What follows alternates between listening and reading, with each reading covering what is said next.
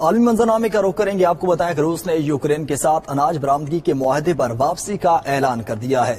Moscow سے خبر agency کے مطابق اقوام متحدہ کی ثالثی میں طے شدہ معاہدے کے حوالے سے روس کا کہنا ہے کہ وہ اس پر عمل درآمد دوبارہ شروع کر رہا ہے۔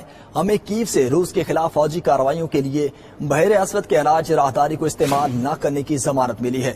روسی صدر پیوٹن نے کہا ہے کہ بین الاقوامی معاہدے سے دوبارہ دستبردار ہونے کا حق محفوظ رکھتے ہیں، تاہم یوکرین سے ترکی کو اناج کی ترسیل میں رکاوٹ نہیں ڈالیں گے۔ امریکی میڈیا کے مطابق روس نے گزشتہ دنوں یوکرین کے ساتھ اناج برآمدگی کے معاہدے سے دستبرداری کا اعلان کیا، اس وقت کیا تھا جب اس سے چند ہفتے قبل کریمیا میں واقع سیوستوپول پر ڈرون حملے ہوئے تھے۔ تفصیلات جانیں گے نمائندہ ماسکو شاہد گھومن ہمارے ساتھ موجود ہیں۔ شاہد، اپڈیٹ کی متعلق۔ جی بالکل، روس نے کریمیا میں بحری بیڑے پر حملے کے بعد یوکرین سے اناج کی برآمد کے معاہدے کو معطل کر دیا تھا۔ یوکرین کی طرف سے ضمانتیں ملنے کے بعد معاہدے میں واپسی کا فیصلہ کیا گیا ہے۔ روسی وزارت دفاع کے مطابق یوکرین نے ضمانت دی ہے کہ اناج کی راہداری کو حملوں کے لیے استعمال نہیں کیا جائے گا۔ اس بات کی تصدیق ترکیہ کے صدر رجب طیب اردوغان نے بھی کی ہے۔ ترک صدر رجب طیب اردوغان نے بدھ کے روز اعلان کیا کہ یوکرین سے انسانی ہمدردی کی راہداری کے ذریعے اناج کی برآمدات ماسکو کے وقت کے مطابق دوپہر 12 بجے دوبارہ شروع ہو گئی ہے۔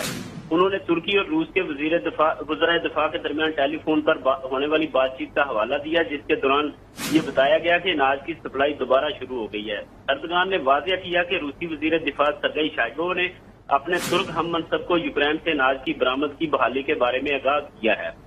ترک صدر کے مطابق روس کے ساتھ افریقہ کے غریب ممالک کو اناج کی فراہمی کا معاہدہ بھی طے پا گیا ہے۔ ان کا کہنا تھا کہ سب سے پہلے یہ کوریڈور افریقہ کے غریب ممالک خاص طور پر جبوتی اور سوڈان کو ترسیل کے لیے کام کرے گا۔ یہاں پر میں یہ بھی بتاتا چلوں کہ گزشتہ روز روسی وزیر اعظم میخائیل مشوستین نے اعلان کیا تھا کہ روس اس سال کی فصل کو مد نظر رکھتے ہوئے غریب ممالک کو 5 لاکھ ٹن مفت اناج فراہم کرنے کے ساتھ ساتھ دلچسپی رکھنے والے ممالک کو مناسب قیمتوں پر اناج فراہم کرنے کے لیے تیار ہے، جبکہ صدر پوتن نے مستحق ممالک کو اناج کی ایک خطیر مقدار مفت فراہم کرنے کے انتظامات کا حکم دے دیا ہے۔ جی ٹھیک ہے شاہد گھومن، آپ کا بہت شکریہ، آپ ہمیں تفصیل آگاہ کر رہے تھے۔